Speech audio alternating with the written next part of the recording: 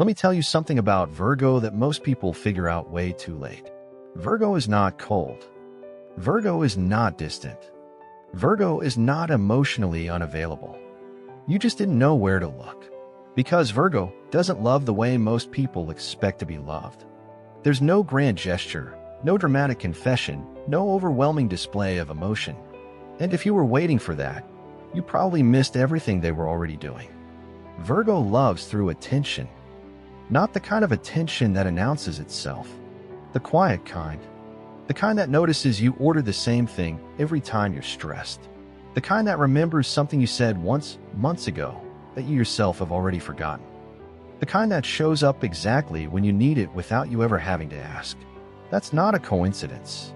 That's Virgo paying attention to you in a way that most people never will. When Virgo starts to care about someone, the first thing they do is observe. They notice what makes you anxious, what calms you down, what you need even when you don't say it out loud. They file all of it away. And then one day they act on it, precisely, quietly, without making a big deal out of it. You think it just happened to work out. But Virgo knew exactly what they were doing. Here's the thing about Virgo's love language.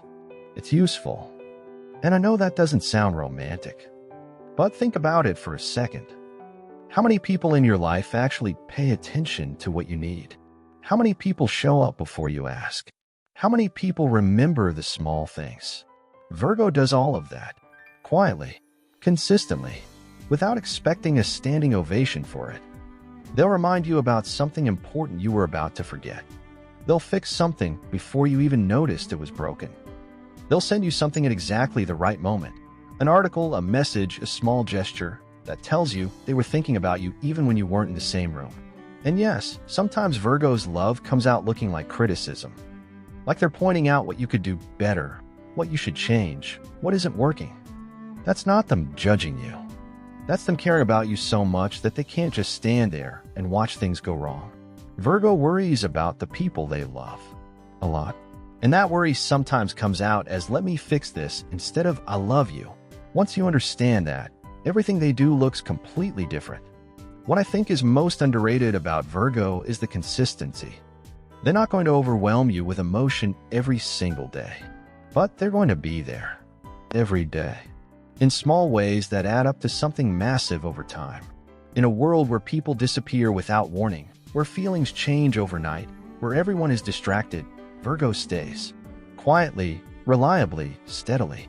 And that means more than most people realize until it's gone. There's something else you need to understand. Virgo needs to feel seen too. They're not going to ask for it directly. They're not going to make a scene about it. But they notice whether you notice. They notice if their effort registers with you. If you recognize that behind the small things they do, there's real feeling. Because if Virgo starts to feel invisible, if they feel like everything they do is just expected, just taken for granted, they go quiet. They pull back. They stop offering so much. Not because they stop caring, but because they're exhausted from loving in silence with no one noticing. So if there's a Virgo in your life and you've been wondering whether they actually care about you, stop looking for the words. Look at what they do. Look at whether they remember. Look at whether they show up. Look at whether your life is somehow easier, calmer, better because they're in it. That's your answer. Virgo might not say "I love you" as often as you want to hear it. But if they're doing all of this, they're saying it every single day. You just have to learn how to listen.